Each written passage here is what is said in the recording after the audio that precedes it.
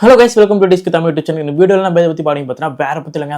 பாடகஸ்கர் trophy India வந்து 10 வருஷம் கழிச்சு தோற்றுருக்கு. ஆஸ்திரேலியா 10 வருஷம் கழிச்சு ஜெயிச்சிருக்கு. இதை பற்றி தான் நம்ம இந்த 5th டெஸ்ட்டை பற்றியும் பேச போகிறோம். அதுக்கப்புறம் எதனால் பாடகஸ்கர் ட்ராஃபி நம்ம தோற்றோம், இந்தியா என்ன தான் பண்ணுச்சு, எதனால் இந்தியா வந்து தோல்வி அடைஞ்சிச்சுன்றதை பற்றி நம்ம இந்த வீடியோவில் பார்க்க போகிறோம். அதுக்கு முன்னாடி நம்ம சேனல் சப்ஸ்கிரைப் பண்ண மறக்காம சப்ஸ்கிரைப் பண்ணிக்கோங்க. பார்த்துருக்க ப்ரெஸ் பண்ணிக்கோங்க. ஓகே, வாங்க வீடியோக்குள்ள போகலாம். ஃபர்ஸ்ட் ஆஃப் ஆல் வந்து ரோஹித் சர்மா வந்து நான் வந்து ஃபார்ம்லே இல்லை, 5th டெஸ்ட் நான் ஆடலை அப்படின்னு ஒதுங்கிட்டார். பும்ரா அவர் வந்து கேப்டன்சி எடுத்து நடத்தினார். கேப்டன்சி எடுத்து நல்லா தான் போட்டார். ஃபஸ்ட்டு நல்லா தான் போட்டார். செகண்ட் இன்னிங்ஸ் வந்து சுத்தமாக போட முடியல. அதனால் பேக் இன்ஜுரி வந்துடுச்சு. சுத்தமாக போட முடியல, முதுகை வளைக்கவே முடியாது அந்த நிலமை. நமக்கு வந்து நம்ம எடுத்த டார்கெட் வந்து 160 தான் எடுத்திருக்கோம். அதனால் வந்து ஆஸ்திரேலியா வந்து 160 எடுத்தால் வின்னு. நம்மளால் பேட்டிங்கே பிடிக்க முடியல.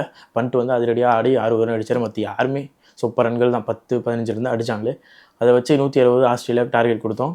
அந்த இடத்துல வந்து பிரச்சனை கஷ்டம் 3 விக்கெட் டப்புன்னு எடுத்தார். இருந்தாலும் அதுக்கு மேலே எதுவும் பண்ண முடியல. அவங்களுக்கு வந்து ஒரே ப்ளஸ் பாயிண்ட்டாக போச்சு. பும்ரா இல்லைன்னொடனே அவங்க வந்து ஒரு ஹாப்பி ஆகிட்டாங்க. கவாஜாலாம் வந்து பும்ரா இல்லைன்னொடனே வந்து ஹாப்பி ஆகிட்டார்.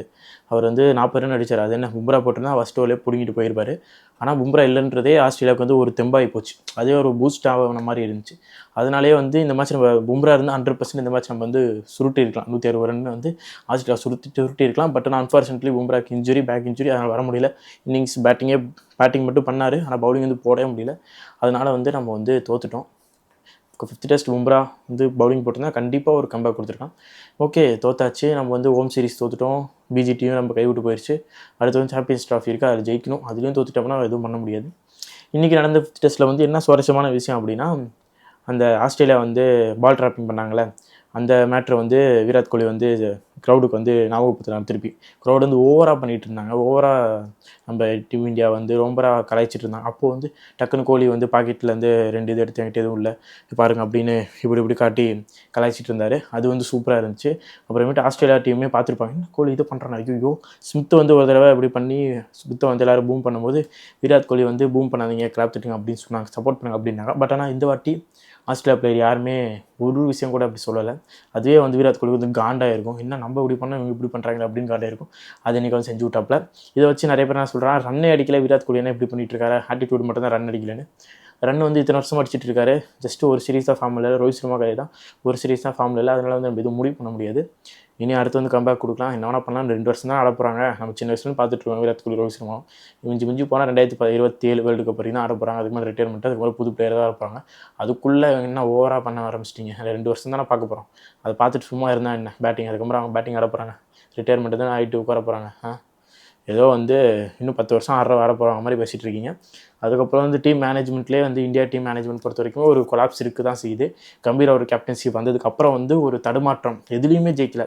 நம்ம 30 வருஷமாக ஸ்ரீலங்காவோடைய ஜெயிச்சிட்டு இருந்தோம், அதில் கோட்டை விட்டோம். அதுக்கப்புறம் ஹோம் சீரிஸ் வந்து 12 வருஷம் ஸ்ட்ரைக் உடஞ்சிச்சு. ஹோம் சீரிஸில் தோற்றோம். சீரீஸே நம்ம தோற்றுட்டோம். 3 மேட்ச் வாஷ் அவுட் ஆனோம்.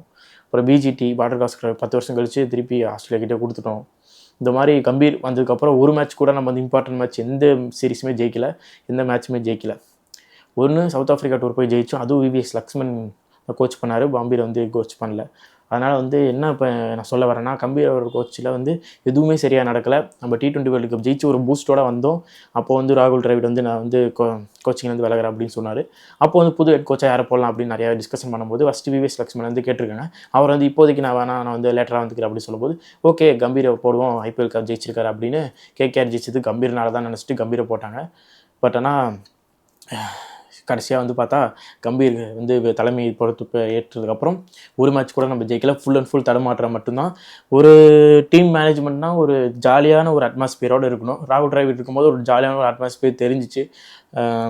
ட்ரெஸ்ஸிங் ரூமில் இருக்கட்டும், அப்புறமேட்டு பிளேயர்ஸ் மத்தியிலையுமே அந்த ஜாலியான ஒரு என்விரான்மெண்ட் வந்து இருக்கும். எப்பயுமே ராகுல் டிராவிட் வந்து யங்ஸ்டர்ஸை என்கரேஜ் பண்ணுறதா இருக்கட்டும், அப்புறமேட்டு ஃபார்ம் இல்லாத பிளேயரை வந்து என்கரேஜ் பண்ணுறதா, டீம் மேனேஜ்மெண்ட் வந்து பிளேயிங் 11 இப்படி கரெக்டாக மேனேஜ் பண்ணி, நீ இப்போ ஆடுற ஃபார்ம் இல்லையா, நீ அடுத்த மேட்ச் ஆடுற அப்படின்னு ஒரு என்கரேஜ் பண்ணி வந்து ஒரு பிளேயர் மேட்ச் ஆடலைன்னா அடுத்த மேட்ச்க்கு வாய்ப்பு கொடுக்குது. அந்த மாதிரி ராகுல் டிராவிட் இருக்கும்போது நிறைய விஷயங்கள் நடந்துச்சு. பட் ஆனால் கம்பீர் கேப்டன்சியில் கம்பீர் கோச் ஆனதுக்கப்புறம் ஃபஸ்ட்டு மேட்ச்சில் ஒருத்தர் இருக்காங்க, செகண்ட் மேட்ச்சில் அப்படி மாற்றுறாங்க. நம்ம மொத்தமாக 5 டெஸ்ட்டு சீரிஸ் 5 மேட்ச் விளாண்டுருக்கோம். 5 மேட்ச்லையுமே நம்ம பிளேயிங் 11 கரெக்டான பிளேயிங் 11 விளாடல. ஒவ்வொரு மேட்ச் ஒவ்வொருத்தராக மாற்றிட்டு இருக்கோம். ஒரு மேட்ச் விளாட்ல, அடுத்த மேட்ச் தூக்கிடலாம். ஒரு மேட்ச் விளாட்லங்க, அடுத்த மேட்ச் அடிக்கலாங்க. அது யாருமே யோசிக்கல. ஒரு மேட்ச் விளாட்ல, சரி தூக்கிற அப்படின்னு தூக்குனாங்க. அஸ்வினை மேட்ச்சை இறக்கல, அது ஏன்னு தெரியல. அஸ்வினே இறக்காத போது என்ன தான் ஒரு இதுன்னு தெரில. ஒரு ஜாம்பவானான பிளேயர் அஸ்வின். எப்படியுமே நம்ம தரமான ஒரு பிளேயிங் லெவலில் தான் போயிருக்கணும். அஸ்வினாக வச்சிருக்கணும். ஒரு தரமான பிளேயிங் லெவலில் தான் உள்ளே இறங்கியிருக்கணும். பட் ஆனால் டீம் மேனேஜ்மெண்ட் எல்லாத்துலேயுமே கொலாப்ஸ். ஒரு விஷயம் இந்தியா அணி வந்து சரியாக பண்ணியிருக்கான்னு கேட்டிங்கன்னா எதுவுமே சரியாக பண்ணல. பும்ரா ஒத்தாலாக வந்து இந்த டீம் வந்து தூக்கிட்டு போனார். ஃபஸ்ட்டு டெஸ்ட்லேருந்து கடைசி டெஸ்ட் வரைக்கும் ஒத்தாலாக தூக்கிட்டு போனார். கடைசி ஒரு இன்னிங்ஸ் வந்து பும்ரா இல்லை, 160 வந்து சேஸ் பண்ண விட்டுட்டோம். சேசிங் கம்மியாக இருந்தாலும் பால் வந்து அங்கே திரும்பிச்சு. பிரசன்ட் கிருஷ்ணா விளையாட ட்ரை பண்ணார், சிராஜ் விளையாட ட்ரை பண்ணார். பட் பும்ரா அந்த இடத்துல இருந்து தான் நம்ம கண்டிப்பாக ஜெயிச்சிருப்போம். பும்ரா இல்லாதது ஒரு செட்பேக் அமைஞ்சிச்சு. அது செட்பேக்னால வந்து ஆஸ்திரேலியா ஒரு லக்காக இருந்துச்சு. லக்கை வந்து ஆஸ்திரேலியா நிறையா ட்ரிகர் பண்ணி, இந்தியா ஃபேன்ஸை ட்ரிகர் பண்ணி, இந்தியா பிளேயரை ட்ரிகர் பண்ணி, எல்லாம் ட்ரிகர் பண்ணி கடைசியாக வந்து அவங்க ஜெயிச்சிட்டாங்க. நாளைக்கு மீடியாவில் வந்து பார்டர் கவாஸ்கர் ட்ராஃபி 10 வருஷம் கழிச்சு மீட் எடுத்தது ஆஸ்திரேலியா அப்படின்னு சொல்ல போகிறாங்க. இருந்தாலும் நான் இந்த விஷயங்களில் வந்து நான் ஒரு இடத்துல பாராட்டியே தீருவேன். யார் அப்படின்னா கேப்டன் பேட் கமின்ஸ் வந்து பாராட்டியே தீருவேன். ஆசிஸ் வச்சிருக்காரு, பார்டர் கவாஸ்கர் ட்ராஃபி வச்சிருக்காரு, வேர்ல்டு கப் வச்சிருக்காரு, வேர்ல்டு சாம்பியன்ஷிப் செஸ் வச்சிருக்காரு, எல்லாமே வச்சிருக்காருங்க. இது இந்த பர்டிகுலர் இந்த லாஸ்ட்டு 5 இயர்ஸில் வந்து பெஸ்ட்டு கேப்டன்னா வந்து பேட் கமின்ஸ் தான். 5 இயர்ஸ் கூட 3 இயர்ஸ் தான். 3 வருஷத்தில் எல்லாத்தையும் டப்புன்னு அடிச்சு தூக்கிட்டாரு. லாஸ்ட்டு 3 இயர்ஸில் வந்து பெஸ்ட்டு கேப்டன் வந்து பேட் கமின்ஸ் தான். வந்து ஒரு பவுலராக ஆகிறேன், பேட்டராக ஆகிறேன், ஃபீல்டராக நான் ஆகிறேன், கேப்டன்சி மைண்டு எல்லாத்துலேயுமே தரமாக பண்ணுறாருங்க. வேர்ல்டு கப்பில் ஒரு கேப்டன்சி மாற்றி கொடுத்தாங்க. முதல் 2 மேட்ச் தோல்வி அடைஞ்சு நிறைய கிரிட்டிசிசம் வந்துச்சு. அந்த இதுலேருந்து அப்படியே டேர்ன் ஓவர் ஆகி 2 மேட்ச் தோத்தாங்க. அதுக்கப்புறம் எல்லா மேட்ச்சும் ஜெயிச்சு கடைசி ஃபைனலும் இந்தியா கிட்டேருந்து பறி போணுச்சு. ஜெயிச்சு கப்பை தூக்கிட்டு போனாங்க. அப்போ கேப்டன் பேட் கமின்ஸை பார்த்தோம். அங்கேருந்து தரமாக ஒரு செய்கை பண்ணிகிட்ருக்காரு. கேப்டன் வேறு லெவலில் ஒரு மூமெண்ட்டு தான். பேட் கமின்ஸ் பொறுத்த வரைக்கும் ஒரு தரமான ஒரு கேப்டன். அவரை பாராட்டுறதுக்கு நம்ம பாராட்டி தான் ஆகும். அதனால் வந்து சரியான கேப்டன். அதனால் வந்து ஒன்றும் பிரச்சனை கிடையாது. மொத்தமாக ஆஸ்திரேலியாவுமே வந்து பேட்டிங் சொதப்பிட்டு தான் இருந்தாங்க. ஆனால் வந்து பவுலிங் யூனிட் வந்து ரொம்பவே ப்ராப்பராக இருந்துச்சு. போலண்ட், ஸ்டார்க், பேட் கமின்ஸ் 3 பேருமே தரமாக போட்டாங்க. நம்ம சைடில் வந்து பும்ரா போடும்போது வந்து இந்த பக்கம் சப்போர்ட் இல்லை, அதுதான் பிரச்சனையாக போச்சு. ஆகாஷ்தீப் கிட்ட சப்போர்ட் இல்லை, சிராஜ் கிட்ட சப்போர்ட் இல்லை. பிரசன்ட் கிருஷ்ணாவை முன்னாடி எடுத்து வந்திருக்கலாமா அப்படின்னு எனக்கு வந்து இந்த மேட்ச் பார்க்கும்போது தோணுச்சு. எதுக்கு இவ்வளோ லேட்டாக ஒரு டாலான ஒரு லெஃப்ட் ஆர்ம் சீமரை வந்து இவ்வளோ லேட்டாக எதுக்கு கொண்டு வந்தாங்கன்னு ஒரு கொஸ்டின் மார்க் இருக்குது. கொஞ்சம் முன்னாடியே கொண்டு வந்திருந்தா ஏதோ ஒரு மாற்றம் நடந்திருக்குமோ அப்படின்னு தோணுச்சு. ஏன்னா வந்து ஃபஸ்ட்டு மேட்ச்சே ட்ரை பண்ணியிருக்கலாம், பர்த்டே ட்ரை பண்ணியிருக்கலாம். அப்புறமே பிக் பால் டெஸ்ட்டு அடிலேட்டில் அதில் ட்ரை பண்ணியிருக்கலாம். பிக் பால் டெஸ்ட்டில் வந்து லெஃப்ட் ஆர்ம் சீமருக்கு கொஞ்சம் டாஸ் லெஃப்ட் ஆர்ம் சீமர்ஸ்க்கு நல்லா வந்து ஒர்க் அவுட் ஆகிருக்கும். ஸ்டார்க்கே வந்து 5 விக்கெட் எடுத்தார். அதனால் வந்து நல்லா ஒர்க் அவுட் ஆகிருக்கும். அதையும் மிஸ் பண்ணிட்டோம். சரி, இதுக்கு மேலே நம்ம வந்து எதுவும் பேசி எதுவும் பண்ண போகிறது கிடையாது. இதுக்கு மேலே டீம் இந்தியா வந்து என்னென்ன முடிவுகளை எடுக்க போகுதுன்றதை பொறுத்து வந்து பார்க்கணும். அடுத்து இன்னும் 2-3 நாளில் வந்து சாம்பியன்ஸ் ட்ராஃபிக்கான ஸ்குவாட் அனௌன்ஸ் பண்ண போகிறாங்க. வெயிட் பண்ணி பார்ப்போம். ரோஹித் சர்மா தலைமையில் எந்த ஸ்குவாட் எடுக்க போகிறாங்க, யார் பிளேஸ் ஆக போகிறான்றதை பொறுத்து வந்து பார்ப்போம். இதுலையாச்சும் கொஞ்சம் பார்த்து கொஞ்சம் முடிவு பண்ணி டிஸ்கஸ் பண்ணி யாரை எடுக்கலாம் அப்படின்னு கிராஃப் போட்டு பொறுமையாக எடுங்க. கௌதம் முடிவு எடுத்துகிட்டு அதுக்கப்புறம் வந்து ஃபீல் பண்ண மாதிரி வைக்காதீங்க. ஒரு விஷயம் நல்லா தெரிஞ்சிச்சு, புஜாரா ரகானே நம்ம ரொம்ப மிஸ் பண்ணோம் பேட்டிங்கில். ஏன்னா வந்து டாப் ஆர்டர் ஃபுல்லாக சொதப்பிட்டே இருந்தோம். புஜாராவும் ரகானேவும் எந்த மாதிரி ஆஸ்திரேலியா ரெக்கார்டு வச்சுருக்காங்கன்னு தெரியும்.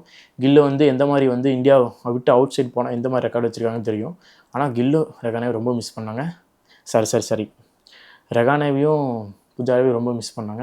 கில்லை வந்து மிஸ்ஸே பண்ணல. கில்லு எதுக்கு எடுத்தீங்க? கில்லுக்கு பதிலாக ரகானே புஜாராவை எடுத்துருக்காங்க தான் நான் சொல்லுவேன். ஏன்னா அவுட் சைட் இந்தியாவில் வந்து துளி கூட ரெக்கார்டு இல்லாத ஒரு பிளேயர் கில்லு தான். ஒரு 30 ரன்னுக்கு மேலே காட்டுங்க, எதுவுமே கிடையாது. ஆனால் 4th டெஸ்ட்டில் ட்ராப் பண்ணது எதுக்கு ட்ராப் பண்ணு நிறைய பேர் கேட்டாங்க. நானே ஷாக்கானேன், எதுக்காக இப்படி கேட்குறாங்க அப்படின்னு தெரில. ஓகே, ஃபைனலாக வந்து இந்தியா அணி வந்து தோற்றுருச்சு. பரவாயில்ல விடுங்க, தொடர்ந்து ஜெயிச்சிட்டே வந்தோம். இந்த வாட்டி தோற்றுனா 10 வருஷம் நம்ம கிட்ட தான் இருந்துச்சு. அதுக்கு முன்னாடி ஃபுல் அண்ட் ஃபுல் ஆஸ்திரேலியா கிட்ட தான் இருந்துச்சு. திருப்பி ஆஸ்திரேலியா கிட்ட போயிருக்கு. திருப்பி அடுத்த சீரீஸில் ஜெயிச்சு நம்மக்கிட்டே வந்துடும். அதில் இருந்து சந்தேகம் கிடையாது. ஓகே, ஒரு வெற்றி தான் நாங்கள் வச்சுக்கிட்டோம். ஓகே, நீங்கள் நினைக்கிறீங்க இந்தியா தோல்விக்கு கம்பீர் அவரோட கோச்சிங் தான் காரணமா, இல்லை ரோஹித் சர்மா அவரோட கேப்டன்சி காரணமா, இல்லை மொத்த டீம் இந்தியாவுமே காரணமான்றது மறக்காமல் கான்வெர்ஸில் காரணம். இதோட பிடிச்சா மறக்காமல் லைக், ஷேர், சப்ஸ்கிரைப் டு டிஸ்கி டெக் யூடியூப் சேனல்.